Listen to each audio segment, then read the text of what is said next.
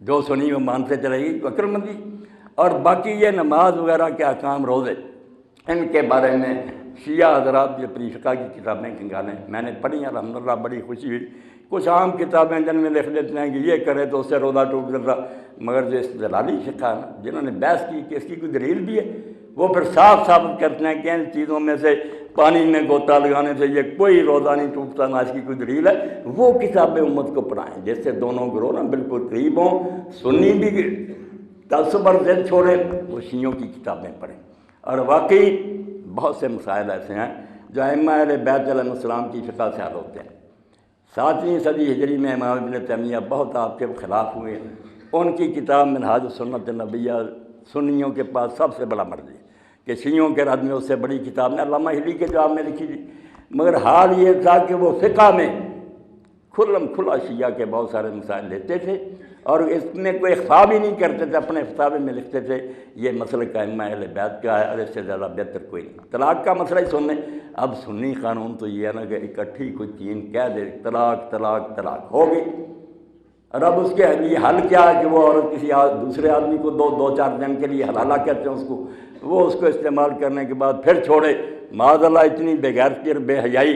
امام ابن تیمیہ نے حالانکہ 600-700 سال ہو گیا تھا کہ سنیوں کا اس پر اتفاق تھا کہ تین ہوگی، انہوں نے ماریں کھائیں، بدنامی جیلی، لوگوں نے کہا کہ رافضی ہو گیا، مگر انہوں نے کہا یار رافضی ہونے دو، اس حلالہ سے جان چھڑاؤ، یہ بچیوں کے ساتھ کیا ظلم کرتے ہو کہ ایک نے طلاق لی اب 2-4 دن وہ کسی اور مرد کے پاس ہے۔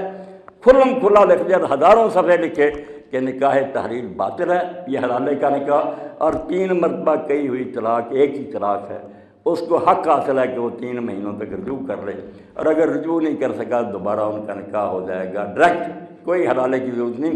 تو یہ مثال میں اس لیے دی کہ بہت سے مسائل ایسے ہیں جو فقہ جعفریہ سے حل ہوتے ہیں، بہت اچھے طریقہ سے حل ہوتے ہیں، ان کو اکٹھا کرنے کی کوشش کرتے ہیں۔ سنی عالم بھی بیٹھتے ہیں، شیعہ بھی بڑے بڑے عالم بیٹھے، چھوٹوں کو چھوڑو جن کا کام یہ ہے کہ لڑائیں اور پیسے کمائیں، وہ بیٹھ کر نا ایسی بڑی بڑی جماعتیں چھانٹی کریں کہ یہ پکے مسئلے ہیں، اس سے امت کی بہتری اور فلاح اس کو قبول کر لیں، تو انشاءاللہ اختلاف نہیں ختم ہوگا۔ کچھ میری معلومات ہیں جتنا میں نے پڑھا، کچھ علامہ صاحب کیے، نہ سب روم کے ذہن ایک جیسے ہیں، نہ معلومات کے ذرائع، اختلاف سے نہ گھبراؤ، اختلاف کو لڑائی اور جنگ کا سبب نہ بناؤ، اس کو دشمنی نہ بناؤ، اپنی رائے ادب سے اچھے طریقے سے میں اور علامہ صاحب بیٹھ کر بات کر لیں، ہو جائے اتفاق ٹھیک ہے، ورنہ یہ اپنی رائے پر قائم کریں، رہیں میں اپنی پر، مگر محبت کریں، سلام کہیں، جنازے پڑھیں، نمازیں ایک دوسرے کے پیچھے پڑھیں، پھر انشاءاللہ وہ نور چمکے گا جس سے امت جو ہے نا ایک ہو جائے گی۔ یک شبو توحید را مشہود کن غائب بشراد عمر موجود کن۔ کیوں تم نے ایک امت کو ٹکڑوں میں بانٹ دیا؟ صد ملت ایک تھی، ملت ایک حضور نے بنائی تھی، اتنی بنا لی ہیں تم نے، بر سارے خود شب خورے، اپنے قلعے میں آپ ہی شکاف کر دیے۔ اگر آپ آپس میں لڑتے رہے تو ہنود اور یہود کو کرنے کی کیا ضرورت ہے؟ خود آپ ہی اپنے آپ کو برباد کر دیں گے، عبادت گاہوں پر بم برسائیں گے، نمازیوں کو ماریں گے، ہندو کافر خوشی ہوں گے۔ اس مصیبت سے نجات پانی ہے تو اپنے دلوں سے آج سے نکالو، کوئی سنی دشمن اہل بیت نہیں ہے۔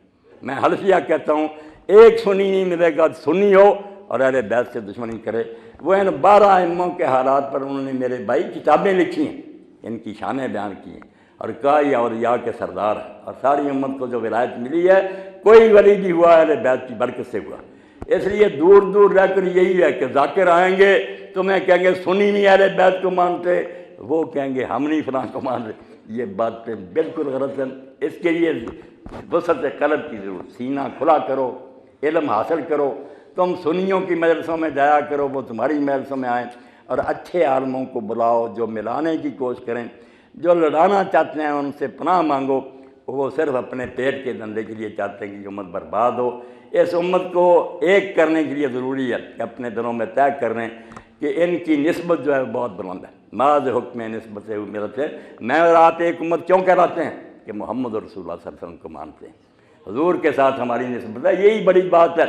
میں ایک حوالہ دے کر اپنی بات ختم کرتا ہوں، بہت بھلی ہوئے ہیں اہل سنت میں، ان کا بڑا مقام ہے، شیخ الاکبر کہتے ہیں محی الدین ابن عربی، وہ ایک عالم دین سے ناراض تھے، ناراض اس بنا پر تھے کہ وہ ان کے شیخ مرشد شیخ ابو مدین مغربی کو اچھا نہیں جانتا۔ اب لوگوں نے حضور کی بجائے جب دوسروں کو محور مرکز بنا لیا، ٹکڑے ہی ہونا تھا نا۔ رات کو اللہ کے رسول علیہ السلام کو خواب میں دیکھا تو آپ نے فرمایا مجھے دین تو اس عالم سے ناراض ہے، نکتے کی بات ہے۔ انہوں نے کہا ہاں کیوں؟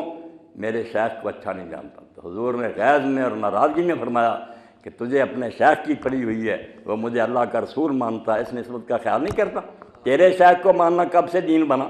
مجھے محمد رسول اللہ مانتا ہے، اس نسبت کا خیال، صبح ہی جا کر اس سے معافی مانگ، ورنہ تیرا حشر جو نا بہت اللہ کے ہاں برا ہوگا۔ صبح ہی جا کر اس عالم سے صلح کی اور معافی منگی۔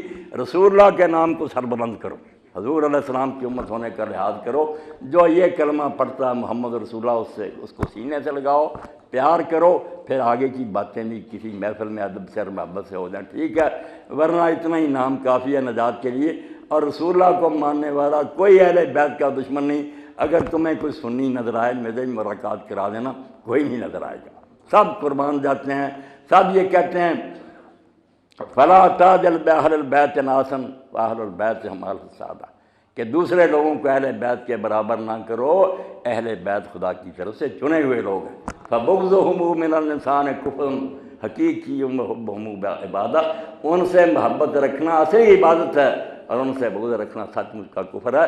اللہ تعالیٰ مجھے اور آپ کو اہل بیت کی محبت، اللہ کے رسول کی محبت نصیب کرے، اور حضور کی نسبت کو ترجیح دیتے ہوئے امت کا کوئی فرد سامنے آئے اس سے محبت کرے، کسی گروہ کا بھی حضور کا امتی ہے، اس خیال سے تم سارے پھر بھائی بن جاؤ گے۔ کون عباد اللہ اخوانا، وآخر دعوانا الحمدللہ رب العالمین، وصلی اللہ تعالیٰ علی خیر خلقہ سیدنا مولانا محمد وآلہ الطاہرین۔ میں مشکور ہوں کہ آپ نے میری باتیں سن لی۔ چمن میں تلخ نوائی میری گوارا کر، کہ زہر بھی کبھی کرتا ہے کاڑے تریا کی، کڑوی باتیں نہیں کبھی فائدہ دے جا کے ناراض نہ ہونا۔ میں جو میرے دل میں تھا اگر اس میں کوئی ادھر ادھر کی بات کرتا تو اللہ کے یہاں مجرم ہوتا۔ میں نے اپنا اندیا بالکل کھول کر بیان کر دیا، اور انشاءاللہ یہ پوری دنیا میں بچے پھیلا دیں گے۔ اور اس آواز کو سن کر اتنے لوگوں کی دعائیں مجھے نصیب ہوتی ہیں نا، مرد عورتیں، کہ اللہ کے بندے جو اسلام تو نے بتایا، اس کے ہوتے ہوئے پھر کیا فساد ہو سکتا ہے؟ وہ کھلے ہاتھیں پڑھنے لگے، باندھ کر ہی پڑھنے لگے، لڑائی کرنے والے لوگ بعد نہیں آئیں گے، ان کا دھندا اسی طرح چلے گا، دکانیں قائم رہیں گی۔ اللہ ہدایت دے، اور اس امت کو اللہ تعالیٰ مستحکم اور مضبوط کرے، متحد کرے۔